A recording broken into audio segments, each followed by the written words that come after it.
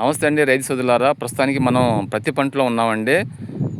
మనకు పత్తి వచ్చేసి ఇప్పుడు 70 రోజుల పైరండి ఇది. ఈ 70 రోజుల పైరులో ప్రస్తుతానికి తెల్లదోమ, పచ్చదోమ బాగా ఎక్కువగా ఉందండి. అదొకటి గూడాడడం కూడా ఉంది. సో మేజర్ ప్రాబ్లం ఏంటంటే దోమ అనేది బాగా ఎక్కువగా ఉంది, పైరు అనేది బాగా పచ్చదనం బాగుంది.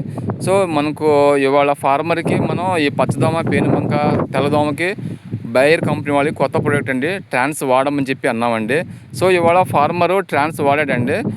వాడినప్పుడు ఫార్మరు చేనులో ఏముందనేది ఆ ఫార్మర్ రైతు మాటలు విందామండి. మళ్ళీ మనకు 4 రోజుల తర్వాత ఈ ఫీడ్బ్యాక్ ఎట్టుందో ఆయన ద్వారా తెలుసుకుందాము. సో ఇది మనం రైతు మాటలు విందామండి, రైతు ఏం చెప్పారనేది. నమస్తే అండి. నమస్కారం అండి. నా పేరు రామంజిరెడ్డి, నేలవాగండి. నేను పత్తేసి ఇప్పటికి 70 రోజులు సుమారుగా. పత్తి అయితే అంతా బాగానే ఉందండి. అక్కడక్కడ ఈ మధ్యకాలంలో పచ్చదోమ, తెల్లదోమ బాగా అధికంగా కనిపిస్తుంది. దానివల్ల కొంచెం ఆకు వెనక కొంచెం ఇలా ప్రాచిస్తూ ఉంటాం. దానివల్ల కొంచెం రావడం, ఆ కోట రాలిపోవడం జరుగుతుంది. అయితే నిన్న ఒక 10 రోజులు బట్టి నేను బాగా వింటున్న ముందు ఏంట్రా అంటే దోమకి, పచ్చదోమకి, తెల్లదోమకి ఏది పనిచేస్తున్నారా అంటే బయార్ కంపెనీ వాడిది ట్రాన్స్ వాడమని బాగా చెప్తున్నారండి రైతులందరూ. అందుకని నేను ఈరోజు మన బయార్ కంపెనీ వాడి ట్రాన్స్ పొద్దునే ఉదయాన్నే స్ప్రే చేశాను.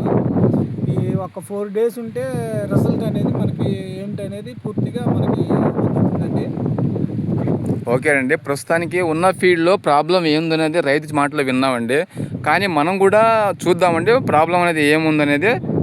ఇక చూడండి, పచ్చదోమ ఉంది. పచ్చదోమ అండి ఇది. పచ్చదోమ అనేది బాగా ఎక్కువ కనిపిస్తూ ఉంది. సో ఇప్పుడు మనం రైతు చెప్పిన మాట కరెక్టేనండి, పచ్చదోమ అయితే ఉంది.